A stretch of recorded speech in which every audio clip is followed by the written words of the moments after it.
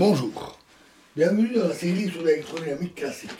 Donc on était sur le théorème de Poynting, c'est-à-dire la conservation d'énergie et la quantité de mouvement.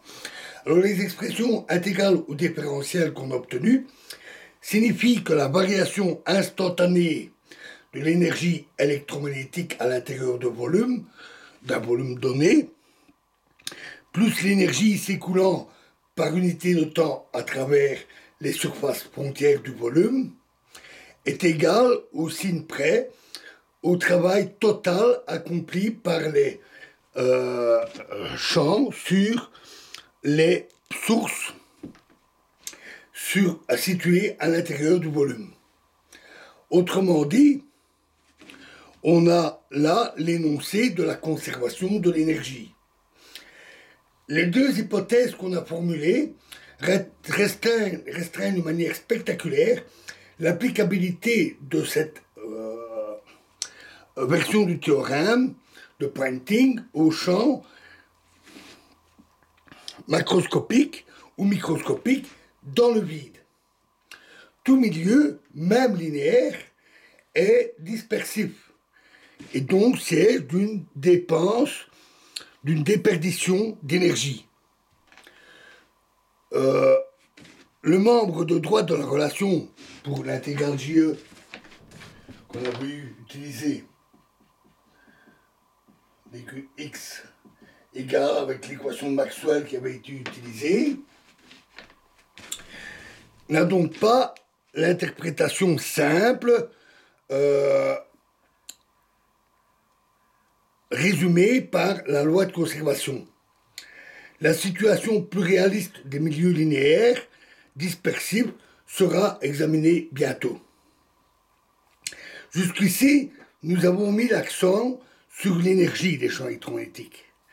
Le travail JE, accompli par les champs par unité de temps et de volume, est une conversion d'énergie électromagnétique en énergie mécanique ou en chaleur, pardon. La matière étant en définitive composée de particules chargées, les électrons et les noyaux atomiques. On peut considérer cette conversion instantanée comme un accroissement de l'énergie des particules chargées contenues dans l'unité de volume. On peut alors interpréter le théorème de Poynting pour les champs microscopiques EB comme une formulation de la conservation de l'énergie du système champ plus particules. Si on désigne par E méca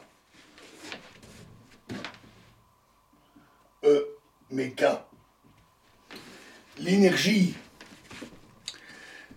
des particules chargées contenues dans l'unité de volume, on peut alors interpréter le théorème de Poynting pour les champs microscopiques E et B comme une formulation de la conservation de l'énergie du système, champ plus particules. Donc, EMK est l'énergie totale des particules contenues dans le volume V, et si on suppose qu'aucune particule ne sort du volume, ce qu'on peut considérer dans un intervalle de temps court, on n'a que D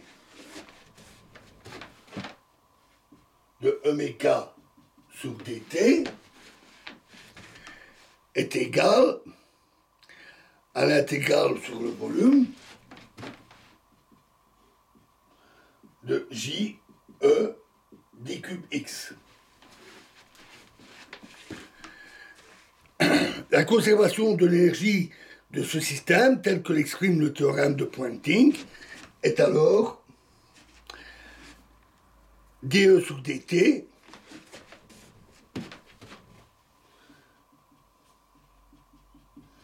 égale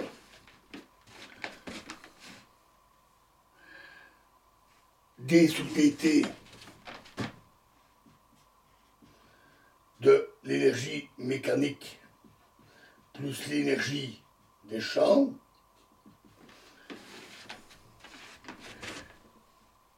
égale moins l'intégrale de surface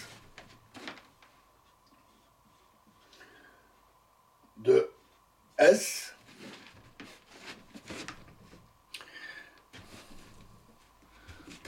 fois N, la normale aux surfaces, dA.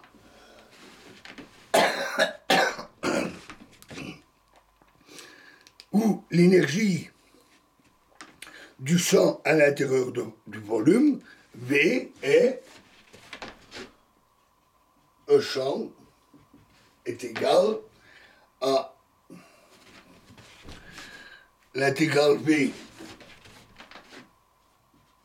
de U d cube X, c'est-à-dire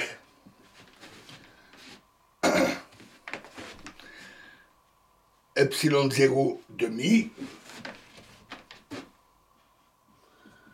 fois l'intégrale sur V de E carré plus C carré B carré d cube X.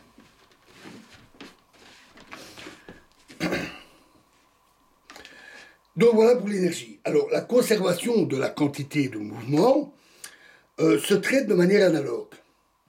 La force électromagnétique agissant sur une particule chargée est donnée par F égale Q, la charge, fois E plus V croix B.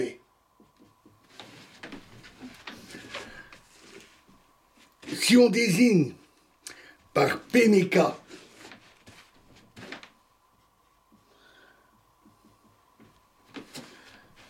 la quantité de mouvement, la somme des quantités de mouvement de toutes les particules présentes dans le volume, on peut écrire en vertu de la deuxième loi de Newton, dPmK sur dt,